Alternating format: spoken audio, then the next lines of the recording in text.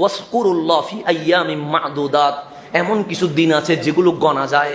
আইয়ামে তাশরিক যেটা বলা হয়, আরাফার দিন, কোরবানির দিন, কোরবানির পরের দিন, তারপরের দিন, তারপরের দিন, মোটামোটা কয়দিন, 5 দিন, এগুলো গণা যায় কি যায় না? যায়। এগুলোর নাম হচ্ছে আইয়ামে মা'দুদাত। আল্লাহ বলছেন ওই গণিত দিবসগুলাতে উযকুরুল্লাহ, বেশি বেশি মাওলার জিকির করো, বেশি বেশি মাওলার জিকির করো। হযরতে আব্দুল্লাহ ইবনে আব্বাস রাদিয়াল্লাহু তাআলা আনহুমা বলছেন, আল আইয়ামুল মা'দুদাত, গণিত দিনগুলো হচ্ছে আইয়ামুত তাশরিক, এগুলোর নাম আইয়ামে তাশরিক। আরাফার দিন যেদিন আসবে সেদিনের ফজরের নামাজ থেকে শুরু হবে, ঠিক 13ই জিলহজ আসরের নামাজে আইয়ামে তাশরিক কি হবে, শেষ হবে। সেই দিবসগুলোতে আমরা কি করব? প্রত্যেক ফরজ নামাজ শেষ হইতে দেরি জিকির পরে হবে, দোয়া পরে হবে, সবগুলো পরে হবে। আমরা তাকবীর দিব, আল্লাহু আকবার, আল্লাহু আকবার, লা ইলাহা ইল্লাল্লাহ, ওয়াল্লাহু আকবার, আল্লাহু আকবার, ওয়ালিল্লাহিল হামদ। এটা কোন দিন শুরু হবে? আরাফার দিন ফজরের নামাজ, সেদিনও চলবে, ঈদের দিনও চলবে, তারপরের দিনও চলবে, এরপর দিনে চলবে, এরপরের দিন আসরের নামাজে গিয়ে কি হয়ে যাবে? শেষ হয়ে যাবে। প্রত্যেক নামাজের পর একবার তাকবীর দেওয়া, এটা হচ্ছে ওয়াজিব। এটা কি হবে? ওয়াজিব। 3 বার বললে এটা সুন্নত কি হবে?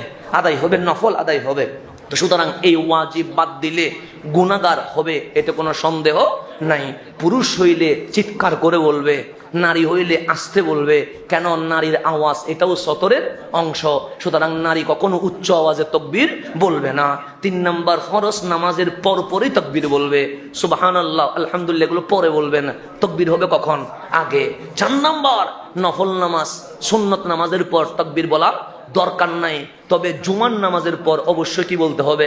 তাকবীর বলতে হবে। আর ঈদের নামাজের পর তাকবীর বলা এটা মুস্তাহাব। আসার সময়ও বলবেন, যাওয়ার সময়ও বলবেন, এই তাকবীরের উপর থাকবেন। সুতরাং ইমাম যদি ভুলে যায়, ইমাম হয়তো বা তাকবীর দিতে কি হয়ে গেছে, ভুলে গেছে, কারণ বছরে কয়বার? একবার। ভুল করার সম্ভাবনা আছে না নাই? আছে। তখন মুসল্লির উপর ওয়াজিব, মুসল্লি চিৎকার করে করে কি পড়বে? তাকবীর পড়বে, যাতে ইমাম সহ কি করতে পারে?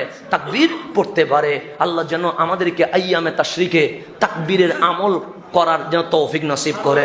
এখন আসেন, এই জিলহজের 10 দিনের মধ্যে সবচেয়ে সেরা দিন হচ্ছে 9 তারিখ, আরাফাত দিন। তা আমার রাসূল বলেছে, সিয়ামু ইয়াউমি আরাফা আহতাসিবু আলাল্লাহি আইয়ুকাফফারা সানা আল্লাতী ক্বাবলাহু ওয়াস সানাতা আল্লাতী বা'দাহু। একদিন ইয়াউমুল আরাফাতে রোজা রাখলে আল্লাহ 1 বছর আগের, 1 বছর পরের সমস্ত গুনাহ মিটিয়ে দিয়ে দেবেন। তাহলে একদিন রোজা রাখলে লাভ আছে না নাই? আছে, লাভ আছে। সুতরাং সেদিনের মতো আল্লাহ ক্ষমা আর কখনো করে নাই। হযরত বুখারী শরীফের হাদিস, আন্না রাজুলান মিনাল ইয়াহুদ, ইহুদি থেকে একজন পুরুষ ফারুক আজমের কাছে আসছেন। ক্বালা লাহু ইয়া আমিরাল মুমিনিন, ওই ইহুদি বললেন, এ আমিরুল মুমিনিন, আয়াতুন ফি কিতাবিকুম তাকরাউনাহা, তোমাদের কিতাবে একটা আয়াত আছে যেটা তোমরা বেশি বেশি পড়ো। লাউ আলাইনা মাশারাল ইয়াহুদ নাযালাত লাত্তাখাসনা যালিকাল ইয়াউমা ঈদান, যদি এই আয়াত আমাদের কিতাবে নাজিল হইতো, আমরা সেই দিনটা ঈদ হিসেবে, ঈদের দিন হিসেবে ঘোষণা করে দিয়ে দিতাম। শুধু কয়টা আয়াতের জন্য আপনি পুরা কোরআন ভাই ফেলছেন, তাও নবী ভাই আপনি ঈদ বানাইতে পারেন নাই। আর ওনারা বলতেছেন, ইহুদিরা বলতেছেন, তোমাদের কিতাবে একটা আয়াত আছে, ওই আয়াত যদি আমাদের কিতাবে নাজিল হইতো তাহলে আমরা সেদিন কি করতাম? ঈদ বানাইতাম। তখন ফারুক আজম, আইয়ু আয়াত, কোন আয়াত?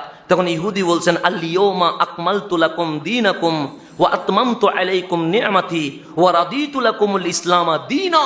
এই আয়াত যদি আমাদের তাওরাতে নাজিল হইতো, আমরা সেদিন ঈদ করতাম। অথচ তোমরা পেয়ে গেছো, কিন্তু তোমাদের মধ্যে কোনো রিয়াকশন নাই। ফারুক আজম বলে, কে বলে আমাদের কাছে রিয়াকশন নাই? কাদ আরাফনা যালিকাল ইয়াউম ওয়াল মাকান, আমরা জানি এই আয়াত কোন দিন কোন জায়গায় নাজিল হইছে। যে কোন দিন কোন জায়গায়? আল্লাযী নাযালাত ফীহি আলান নবী সাল্লাল্লাহু আলাইহি ওয়াসাল্লাম ওয়া হুয়া কায়িমুন বিআরাফা ইয়াউমুল জুমআ, আমার নবী আরাফাত দিন আরাফার মাঠে দাঁড়িয়ে আছে, সেদিন জুমার দিন ছিল, সেই দিন আল ইয়াউম আকমালতু লাকুম, এই আয়াত কামলিওয়ালার উপর নাজিল হয়ে গেছে।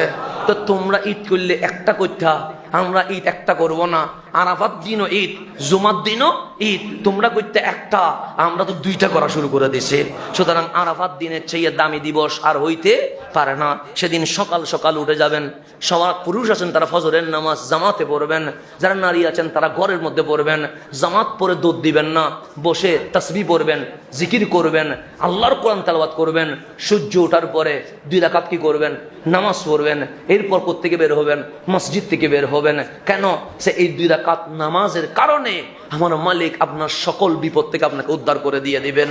সুতরাং এইভাবে করে সারাদিন মালিকের জিকিরের মধ্যে কাটাবেন।